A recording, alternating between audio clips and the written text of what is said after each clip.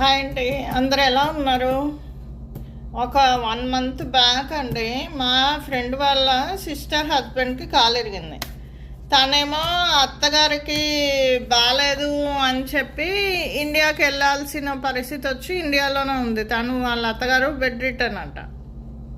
సరే, చెల్లెలు హస్బెండ్కే కదా కాలు ఇరిగింది అని చెప్పి తనేమో అన్ని పిండి వంటలు రైస్ ఫ్లోర్ తోటి ఫుడ్డు అటుకులు పోపేసుకొని అన్నీ తీసుకొని పోతే రైస్ ఫ్లోర్ తోటి ఆ రిబ్బన్ పకోడీలు అంటారు కదండి, అవంట సరిగా రాలేదంట, సరిగా కాలలేదంట. అవి అప్పడాలా వడియాలా పాపడ్స్ అని అడిగి వాళ్ళ రిలేషన్ అందరికీ వాట్సాప్లో షేర్ చేసి దాన్ని మళ్ళీ ఈమెకు షేర్ చేసి ఆ విధంగా టీచ్ చేస్తారండి ఎవరైనా. తను మీ మంచి కోసమే కదా తెచ్చింది. మీలాంటి వాళ్ళకి పాపం పిచ్చిది హెల్ప్ చేయడం కూడా తప్పండి.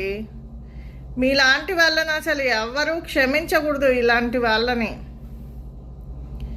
నేను అదే తిట్టాను మా ఫ్రెండ్ని, నీకేం పనిలేదా, ఆయిల్ ఏమీ ఫ్రీగా రాలేదు, మనం 2-3 అవర్స్ అక్కడ పొయ్యి దగ్గర స్పెండ్ చేసి మనం పని చేయాలి, వర్క్ చేయాలి. పిండి ఫ్రీగా వస్తుందండి?